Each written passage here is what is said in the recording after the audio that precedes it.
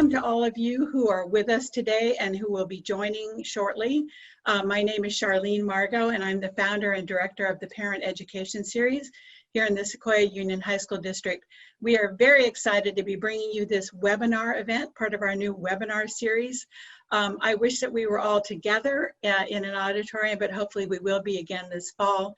In the meantime, we're taking advantage of this wonderful technology and the generosity of the folks at FCD Prevention Works to join us for our event today, Healthy Adults for Healthy Kids, Modeling in the Time of COVID-19.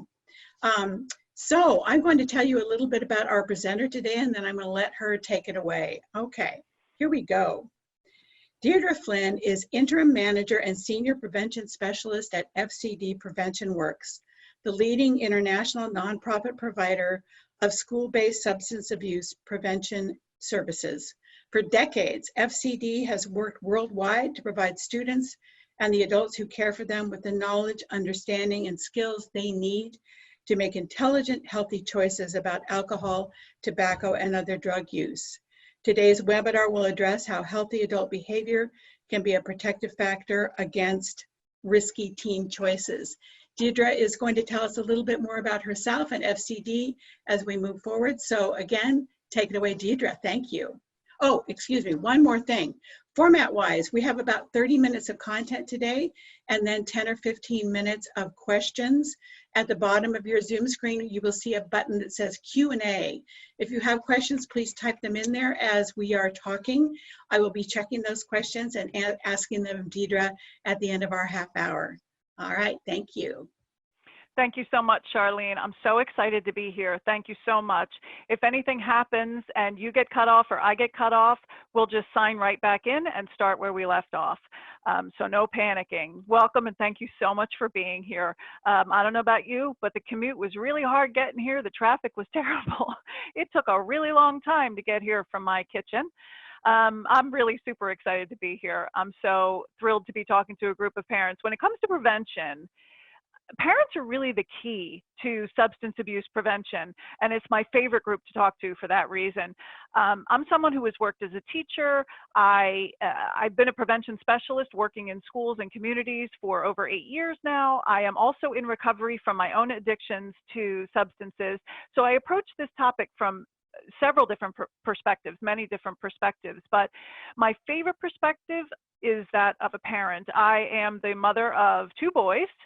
Currently, they're 18 and 22 years old. I miss my babies just a little bit, but they're getting older now. We currently live in the Chicagoland area, although I mostly raised my children in Europe, in Switzerland, where the drinking age is 16.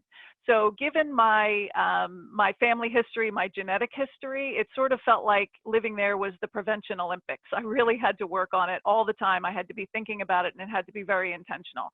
So it's just one of the many reasons why I love speaking to a group of parents. I remember getting the message very early on that as soon as the kids got into middle school or high school, I was sort of losing my power over them, that I was losing any kind of influence I had over them. I also remember having sort of a feeling, getting a message that I was sort of naive to trust them and to think that I knew who they were and what was going on in their lives. And it all felt very disempowering to me. It turns out that a lot of that is not true, and the research indicates that parents continue to be a significant influence in their children's lives well up through high school and even beyond that. So my goal is to give you some tools today to help empower you. Maybe they're tools that you already know, or maybe that they're new tools, or you're going to figure out a different way to use some old tools. Basically, we're going to figure out how to help you help your children make healthier choices. That's our goal. So FCD has been around for a while. We've studied the research, we've done our own research, and we have a pretty good idea about what works in terms of prevention. What we know really works in terms of prevention is that prevention is a climate. It's not just one rule. It's not about saying yes or no. It's not about behaving in one way, but it's about building a climate of wellness and prevention in our homes, in our schools, and in our larger communities. It's that climate of health which supports our children in making healthy choices no matter what comes up for them. Our agenda for today will be an overview of FCD and our prevention approach, giving you some of those tools that you can use in your life every day. Introduction to protective and risk factors, which are essential pieces of what prevention actually is. A little bit of a discussion about resilience and how to intentionally build that for your children. And then in the end, I hope to give you some resources, and we'll then make this PowerPoint available, as well as some of the additional resources, so that you can come back and reference it at a later time if there's something you want to know more about, or if there's something that you want to go back and work on later. This will all be available to you at some other point. So FCD's prevention approach is based on a lot of really good research that has happened over decades. It is a collaborative process which helps promote healthy young people by nurturing protections, reducing risks, and intervening on unhealthy behavior. What's important to remember there is that it's a collaborative process. It's important to remember that it's not just the adults, it's not just the school or the community that needs to be involved in the process, but the kids, the children, the students themselves need to be involved in this process for it to be most effective. So everyone needs to get involved in this effort. And what we're going to talk more about today is how to identify and nurture protections, how to identify and reduce risks in your lives, in your children's lives, and how to intervene on unhealthy behaviors. One of the things we know is that one of the most crucial pieces of those protections, nurturing those protections, is building resilience. So that's going to be a foundation of what we're talking about today. I'm going to give you a little bit of information about how we do what we do and how we talk about what we talk about. And the goal is to give you an overview, some tools that you can use. So no matter what conversation you're having, whether it's only tangentially related to prevention or whether it's directly discussing alcohol and other drugs, if you're using some of these tools, it will make your conversation more effective. No matter what it is that you're saying, if you're saying it in particular ways, it will be a more effective conversation. And one of the pieces that we use as a foundation for what we do at FCD is the health perspective. We always stick to the health perspective. It's important to remember that the way we approach prevention is not that it's a discipline issue. When I was growing up, I remember hearing over and over that students who smoked or kids who drank alcohol, they were bad kids, or they were just doing bad things. And in reality, the story I was telling myself is that those were my friends, and they weren't necessarily bad kids. I knew better. But once you said that they were bad or doing something bad, it sort of changed the conversation and put my mother and I on separate sides of an argument. And so we sort of take some of that sting out by talking about this from a health perspective. We also know very clearly, all the research indicates that no matter where someone is, no matter where an adolescent lives, no matter what the laws are where they live, substances affect the brain and the body of an adolescent in very specific, particular ways, and it doesn't change a whole lot depending on where you live or what the laws are. This is really a health perspective. And when we have the conversation from that perspective, it takes some of the sting, some of the argument out of it, and it just becomes about making healthy choices or unhealthier choices. We know that also when we talk in classrooms to your students, we know that they are really, really interested in the science. Very often when I go into a classroom and start talking about the science of alcohol or other drugs in a brain and body, students will ask me more and more detail. They want to know the specifics. And so finding a way to hook them into this conversation is key. And for me, what I've found, what FCD has found, is that keeping it to the health perspective can be really helpful and really engage them in this conversation. Another piece that we know is important is social norms. Now, this is the only really solid evidence-based prevention program out there, is the social norms model of prevention. And it is very, in brief, it sounds so simple, yet it's so effective. The idea is that we do what we do based on what we think others are thinking and what we think others are doing. And sadly, we are often wrong about what others are thinking and what others are doing, but we still base our decisions on our thoughts about that. We know for sure that students around the world overestimate how much their friends are using, how much their peers are using in terms of substances, and how cool their peers think it is.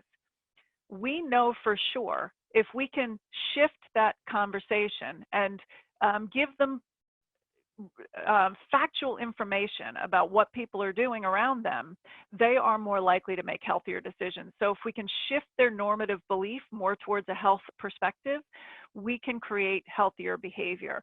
So a couple examples of this are the idea that, for instance, my son, my 18-year-old, went for a trip with a bunch of his friends after graduation. And everywhere he went, he found adults saying things to him about alcohol. He's only 18, but for instance, somebody in Colorado said to him, "Oh, you should drink that water from that fountain because you know it's the same one they make beer with, and you would like that." And the assumption was because they're 18-year-old boys, they must like drinking beer. So we have this sort of normative belief in our society that students do it, and we pass that along to them, particularly as parents. This can be a real issue for us as parents, and it's key to remember that. So when we're thinking about our conversations with our students, no matter what they are, it's key to remember that perspective, that social norms perspective. Are we telling our children that all the other kids do it? Are we saying to them that, well, you know what, kids in high school drink, so you'll probably drink, and that's what we need to talk about? Or do we at least give them the option that they may be making healthy decisions? And that's really important to know. So for instance, when I was raising my oldest, and he was 16 years old in Switzerland, and he was, after rugby games, he wanted to go out to the pub with the lads, and this was something that really concerned me. And so I would say to him, thinking I'm doing what I'm supposed to be doing, I would say, "Colin, you're going out to the pub with your friends. They're all going to be drinking. They're going to get drunk. What are you going to do? You're going to be really uncomfortable being the only one there who's not drinking." And it took me a little while to realize that I was setting for him a false normative belief. I was telling him that all of his friends would be doing it. He would be the only one who wasn't doing it, and that he was going to be uncomfortable with that. So I was setting up for him a false normative belief that may have been encouraging use. I could realize very quickly that I could have that same conversation with him without setting a false normative belief. So instead of saying all your friends are going to be drinking at the bar, what I could say to him was, well, you could go to the pub. Some of your friends may be drinking. Some of them may get drunk. Will that make you feel uncomfortable? How will you feel about that? And what will you do in order to say no? So I could still be having that same conversation with him without setting that false normative belief that all the other kids do it and we have no control over that. So at FCD, we ask people to think when they have those conversations with their students, no matter what the conversation is, can you remember the health perspective and can you remember that social norms perspective? Doing so and trying to make those a part of your conversation will help make that conversation a much more effective prevention conversation. So now we're going to get into talking about some of the risk factors and some of the protective factors. So you'll see a list here. It's a long list, a lot of words. What I have done is I have taken risk factors from really elementary through middle through high school and put them all together and tried to condense them. There's a lot of really good information out there that's easy to find that would separate that out for you. But these are the basic overviews of what some of the main risk factors are. And the first one you'll see is poor social or coping skills. This gets back to the sort of the topic of our discussion today, that idea about resilience. Resilience is a coping skill. It's a basic coping skill. If one has resilience, one is more likely to be coping well with what's going on around them. And so we're thinking about how to reduce those risk factors. We're going to then turn that around and make it a protective factor. And so coping skills and resilience are going to be a big piece of that. Affiliations with peers who have deviant behaviors is just simply, are they hanging out with kids who are following the rules? Are they hanging out with kids who are drinking alcohol? And they may be, and that doesn't necessarily mean that they're in trouble, but it means it's a risk factor. So we need to be thinking about how we're reducing that. Permissive parenting or harsh parenting. What we know is that parenting happens on a spectrum, and it's a big, long spectrum. And we know that the research shows that anybody who's at an extreme at either end is a little bit less likely to have the healthy kind of outcomes many of us are looking for, but someone who's parenting more towards the middle. I may have expectations, I have rules, but they're somewhere in the middle and my child is collaborating with me on that. That's more likely to have healthier outcomes that we're looking for. Unclear expectations or mixed messages. It's that sort of idea that we'll say to our children, you're not allowed to drink, don't drink at the party, but if you drink and get drunk, call me. And so that's a really mixed message. How can we deal with that? How can we figure out a way to share the message that we want our children to be safe and to make healthy decisions without sending them a mixed message? Affiliations with peers using substances, even perceived approval of drug-using behaviors by parents. One of the things that I've noticed, and the research has shown, is that since we have sort of gone into this, whether it's by choice or by state law, this stay at home, alcohol sales have gone up in this country by about 50%. So one of the things we know is that this may be a time when many of us are drinking more than we normally would, or we're drinking around our children more than we normally would. And this is also a time when they are watching everything we are doing. They see us, in many cases, 24 hours a day. So how are we modeling healthy coping skills? How are we modeling resilience? Because what we do matters to them. It sets values for them in a way that their peers and their community do not. Perceived accessibility and use of substances. When it comes to conversations about marijuana, it does depend on which state in which you live. So if you're in California, the conversation is that it's so easy to get. And what does that mean? If a student perceives that marijuana is easier to get, that means they are more likely to use it. It becomes a risk factor, whether or not it's true. And then early substance use. The earlier one starts using substances, the more at risk they are, simply because of their brain chemistry and their body chemistry. All the research shows that if you start using it at an earlier age, you're more likely to develop a dependence or an addiction in later life. So if we can delay use, even by a few years, we have helped them be that much healthier. So then there's protective factors, which are sometimes just the opposite and sometimes a little bit more specific. So self-control, which is something we can teach and model. Again, if we're drinking more at home, how are we dealing with our stress? Some of us, including myself, have been eating a little more than usual and exercising less, not really role modeling that self-control that I could be for my children. Clear, consistent expectations limits monitoring engagement by parents. Engagement is a little bit easier right now, but intentional engagement about behavior and values at this point in time can be really valuable, a really great asset for you and your family. Strong positive partnership bonds between family, school, and community institutions. And this webinar is a great example of that. An entire community getting together with schools and with parents and hopefully with students to try to create healthier behavior going forward. Healthy involvement in extracurricular activities, balanced involvement, trusted family and non-family adults. That's not always easy for us. When my family lived abroad, it was just us. So we had to curate trusted non-family members that were adults that my children could go to. All the research indicates that for every trusted adult a child has in their lives, they are actually a little bit healthier. So the more trusted adults in their lives, the healthier they are. Having a connection to family, if possible, can be a really, really strong protective factor for our children. Self-efficacy, them knowing that they have some control, that they have some input in the family, that they have, they're not powerless when it comes to substances and other things. But the idea that we sometimes tell them that teenagers drink, you'll drink, kind of takes their power away, and giving them that power back and saying, some children do drink, some adolescents do drink or use other drugs. You get to choose. Helps them feel like they have some power, and that can be a protective factor. And then safety and freedom from fear. And that's a tricky one. It's a protective factor that when we're talking to schools, we say if you're dealing with bullying in a really effective way, that can create that safe environment. And it sort of brings us to our topic, because we're in a time now where that feeling of being safe and free from fear might be a real challenge for many of our students, for many of us. So resilience basically, again, it's a coping skill. It's about bouncing back. It's about the ability to adapt well or to recover from discouragement in healthy ways. So how do we adapt to difficult things in our lives? That's what we're focusing on, and that's what we're thinking about. And at this point in time in our lives, it's a real issue we need to be considering.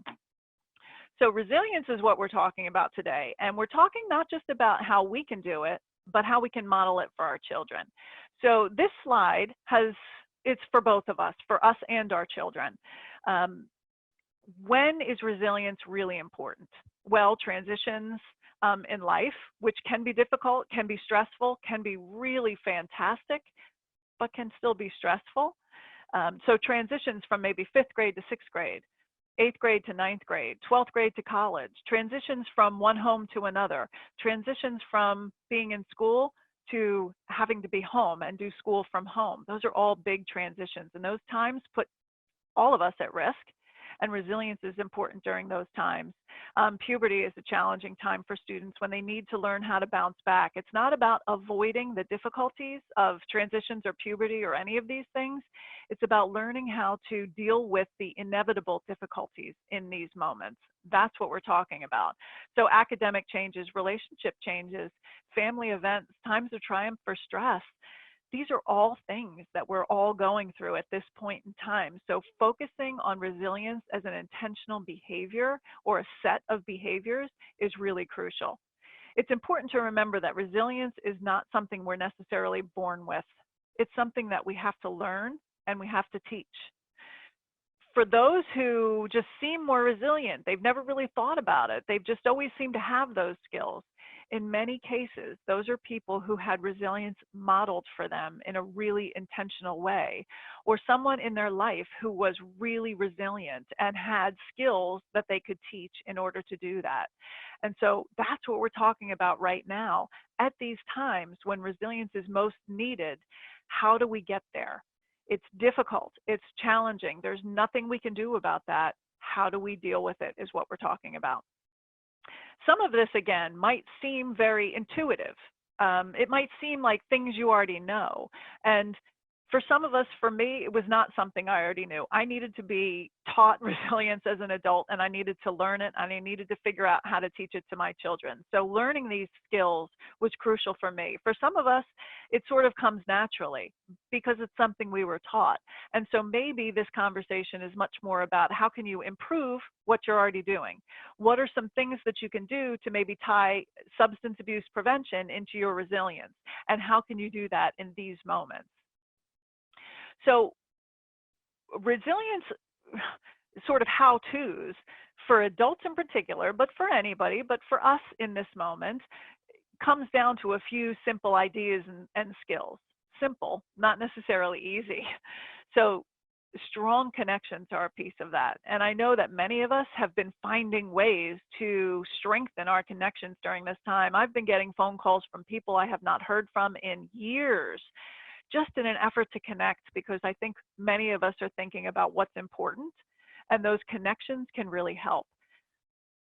In this moment, very often students, families will feel disconnected more so than most, because maybe they're not going to their church, they're not in touch with their family, they're not having the big Sunday dinners that they would always have, or they're feeling less connected to their friends, or we're feeling less connected to our lives. So finding ways to bounce back from that and create new connections to adapt is really essential. Also continuing our self-care, which is something that has been a struggle.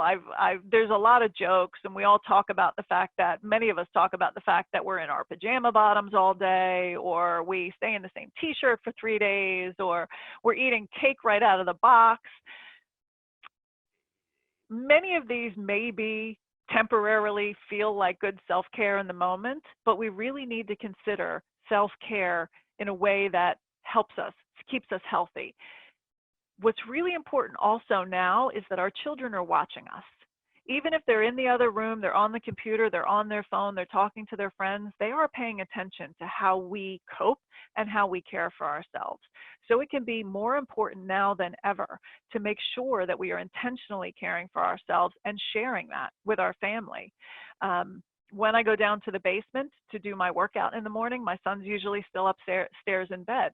So it's incumbent upon me to think about how I'm sharing with him that that is part of my self-care. Exercise is key.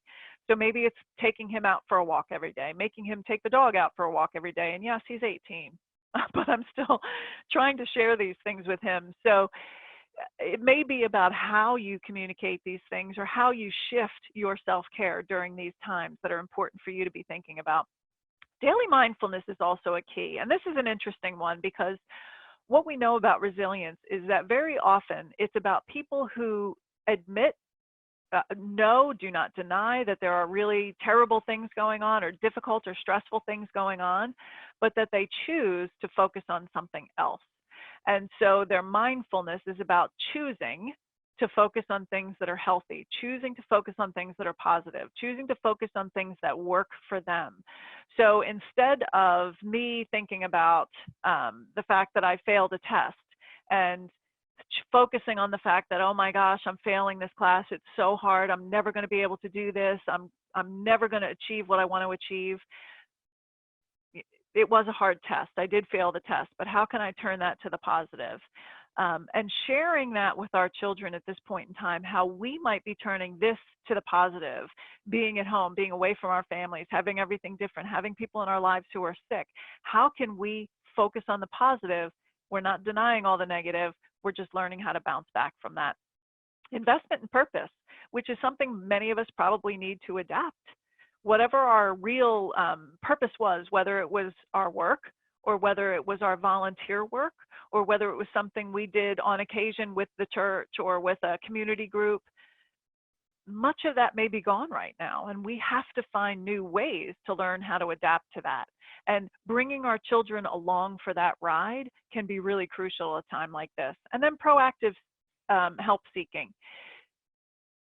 If I had a sore muscle in my leg and it was sore for 3 weeks, 6 weeks, 8 weeks, I would absolutely go to the doctor and say, I've put ice on it. I've done what I can. I don't know what else to do. I have a sore muscle. And yet when it comes to our emotional or our mental well-being, we often put that off. We say, you know what, I'm really struggling at a time like this, but I have to do this on my own. I can handle this. Or if we seek help, we don't necessarily share that with our children. Depending on their age, it may be appropriate to start talking to our children about that we are proactively seeking help from a therapist or a counselor or a religious figure or somebody in our community. Sharing that with them and letting them know that it's okay to feel off balance and to not feel okay and to look for help for that can be really crucial in helping them understand that if they're having a rough time, they can ask for help from you or from others. At the bottom of that slide, you see again, there's a resource, a great resource that gives in detail some more information about this for yourselves or for your children.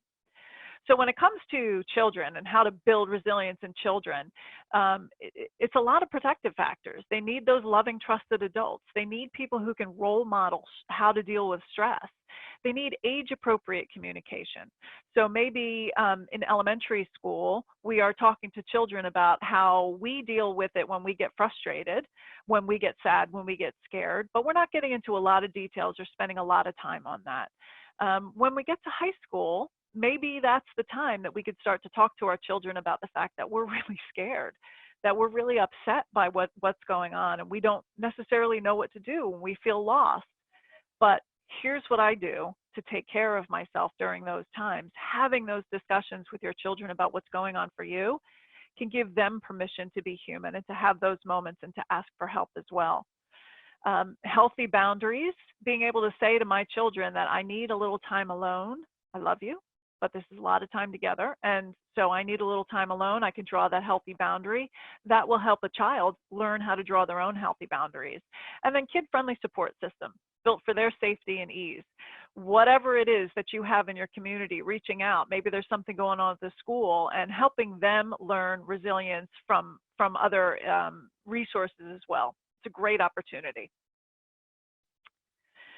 Some more practical tips. One of the most important things when it comes to anything dealing with your children, and the thing that we often forget as parents, is that listening is the key. If we're talking about substances, we're talking about alcohol and other drugs, or if we're talking about resilience and we're talking about what's upsetting, very often we feel like our job is to give our children the answers, when in reality what's really important and what's needed by our children is us to listen to them. It can be hard to start those conversations, but that's something that we need to consider, that listening to them is key. When FCD goes into a classroom, our goal is to start a conversation and then to really listen to them. We always say we're successful if we're only talking 50% or less of the time. Creating an island of safety can be really important for yourself and your family. Maybe it's if you have too much news, you feel overwhelmed. So that island of safety would mean not too much news in your house. Or maybe that island of safety means that you are having fun together as a family. Whatever that means, having that place where your children and yourself can feel safe and feel like you have a short freedom from fear, that's a really essential piece. Finding ways to stay connected, prioritizing intentional role modeling. So how am I going to really obviously share that with my children? When I'm having a frustrated moment, I'm an adult, so oftentimes I just figure it out internally and move on with my day. But that doesn't necessarily help my children understand that frustration is a normal piece of being an adult and that there are steps I can take to deal with that. So how can I intentionally model that for my children? And then focusing on nurturing protective factors. The protective factors that I showed you earlier in the slideshow are not just for substance abuse prevention. They are protective factors that help our children with all kinds of mental wellness issues, protecting us against all kinds of risky behavior and other kinds of unhealthy outcomes. So focusing on those protective factors, picking one and moving forward. So one of the things we can do is consider, for instance, a shoulder-to-shoulder talk. Oftentimes we want to sit down face-to-face with our children and have the talk with them about whatever it is.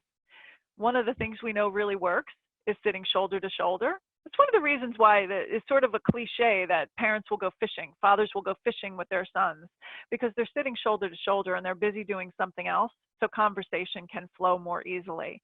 So using that as a practical tip, how to engage, how to stay connected, how to listen. Maybe if you are having middle school students, you can talk to them about how scary things might be, how things might be right now, and that you're keeping them safe. Whereas for an older child, maybe a high school child, you can just acknowledge how scary things really are and that we all just have to take control of what we can and sort of forget or talk about or deal with what we can't control. So maybe a little less direction for an older child, but still acknowledging those fears. No need to offer solutions. Listen to them and help support them in learning how to be resilient. A great tip that I heard recently from the American Psychological Association was to focus on 3 pieces of gratitude. There's actually research out there that when people are asked to focus on 3 things every day that they're grateful for, their brain tends to change. They actually tend to be healthier, report more gratitude, report less pain, and less depression. So even something as simple as sitting down with your children each night and focusing on 3 things that were good today can go a really long way to helping them to develop the skills that it takes to be resilient. Here are some of the questions that I would suggest that you think about for yourself. How can I create an island of safety for me and my children? How do I start those difficult conversations without making my child cringe?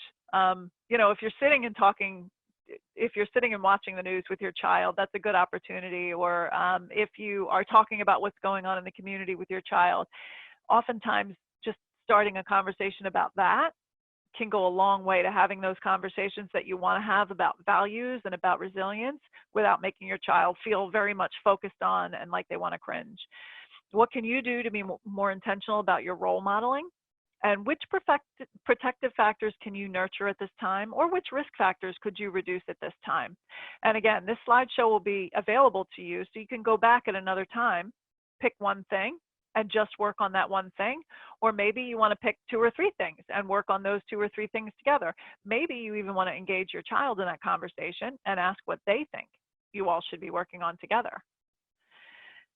One more thing when it comes to a more direct link to alcohol and other drugs, research shows that students or children who perceive that their parents disapprove of substance use and they report that their parents are involved in their day-to-day lives are less likely to use alcohol, tobacco, or other illicit drugs. Truth is, kids around the world are being healthier than they ever were in most ways when it comes to substances, but even doing these small things can really help create a healthier environment for your child. And now's the time, because you are really involved in their day-to-day lives, whether anybody likes it or not. So it's a great opportunity for you to know that even if I just do these 2 things, I share my values about substances with my children, and I continue to be involved in their day-to-day lives, they are more likely to have healthy outcomes. Your role in prevention, the overall view, model and support resilience, stay informed, nurture those protections, prevent use, intervene early, and keep that conversation going. Here are the resources which I've given to you and which you will have access to. They're great resources. Please feel free to reach out to us at any time if you want more or different resources. And at this point, I'm going to turn it back over to Charlene, who's going to facilitate your questions. Thank you so much for giving us the time and listening. Thank you, Deirdre. Well, I think you can all see why we love FCD Prevention Works. We've had them out from the Boston main office a couple of years ago, and I just think that, Deirdre, thank you. There was so much wonderful information contained in your slide deck and your comments. And again, as she mentioned, we will both have a recording of this video to share with all of you and her slides to go along with it. So please do take some time, review them. In the meantime, I have a couple of questions I would like to ask her. I see that one question has come in. Again, if you have any questions, please do put them in the Q&A button at the bottom of your screen. All right, let's start out with one of our viewer questions. I'm trying to give my teen son some privacy, and we've talked about the health risks, but I'm worried he might be vaping or smoking marijuana anyway. What are your thoughts or suggestions? Well, this goes back to the slide that said intervene early. What we know is that what we always say at FCD is that if you have a concern, there's a reason to be concerned. And it may not be that your child is actually using substances, but there's something going on which is concerning you. So intervening early and often is a good idea. Maybe you need to ask your child about what's going on. Maybe you need to find another way around it. Maybe you need to get a professional involved, an assessment. There are lots of ways to approach the topic. And one of the things I would suggest is go to some resources, like, for instance, the Hazelden and Betty Ford website has some information about how to talk to your children. The National Institute of Drug Abuse, which is one of the links that I've given you on the resources, have suggestions about how to talk to your children about these kinds of things. But we would always say intervene early and intervene often. It may just be somebody who's messing around, trying these things, thinking about these things. And if we don't intervene, that feels very much like somehow we're complicit in it. So if we are sharing with our children that we are concerned about their health, we're really concerned about what's their choices and what that's going to mean for their health and their future. Sharing our values about these topics with them, they are more likely to back off and make healthier decisions going forward. It's not, it's not going to happen perfectly every time, but that is more likely to create healthier outcomes. So do some research, get some help, and talk to your children about your concerns. Try not to panic, try not to yell, but talk to them about what your concerns are. Okay, great one. Here's an easy one, Deirdre. This is something that we talked about half an hour ago. What does FCD stand for? That's a good one. FCD stands for Freedom from Chemical Dependency. And frankly, that used to be our long name, and we found it a bit cumbersome and not quite our focus anymore. Now we understand that freedom from chemical dependency is really about building wellness. It's really about prevention. And the truth is, we have found with the research over the years, the many years, that prevention works. So we've changed our name to FCD Prevention Works. That's great. And you know, I should, for those of you who joined us a little bit later, FCD works all around the world. So that makes it a very special organization. They see thousands and thousands of kids every year. And in addition, something that makes them special is everybody, and correct me if I've got this wrong, Deirdre, everyone in the organization from the ED on down is someone in long-term recovery. So when they're speaking about this topic, about substance use, they really know what they're talking about, and they really know how to talk to kids. So please do take their advice with that in mind. I think it also helps the kids, and I know you're very successful in working with students. All right, here's a great question that just came in, and I'll bet a lot of people share this. My child has ADHD. Are they more at risk for substance abuse?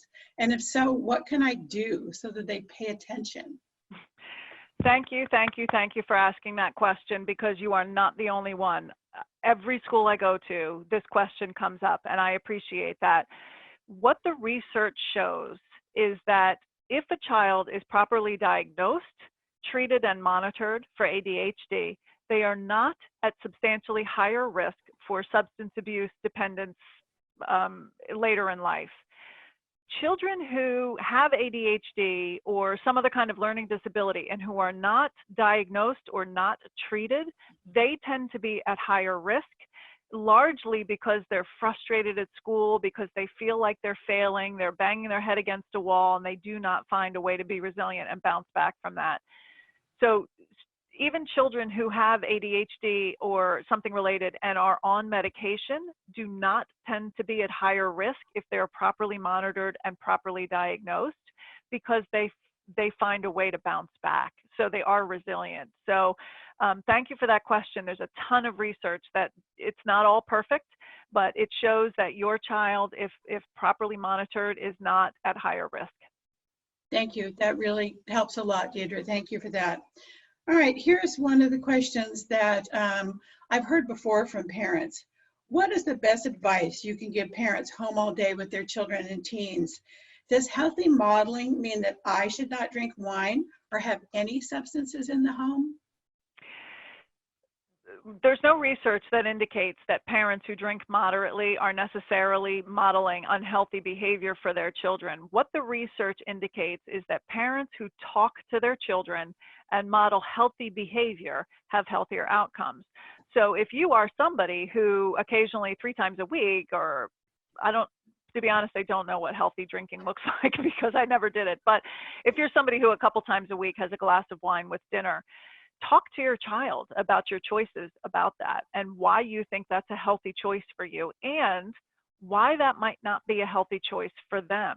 It's the same kind of idea that if I have aspirin in the house, the truth is if I give aspirin to an adolescent who has a fever, it's likely to create something called Rise syndrome and can kill them. That's not true for an adult. So it's different for an adolescent body and an adult body. That doesn't mean I can't have aspirin in the house and I can't take it if it's prescribed to me. So having those conversations is really the essential bottom line. If you are someone who is using substances at home in healthy, moderate ways, have the conversation with your student about what you think healthy and moderation is. Have the conversation about why you don't think it's a good idea or a healthier idea for your child to do that.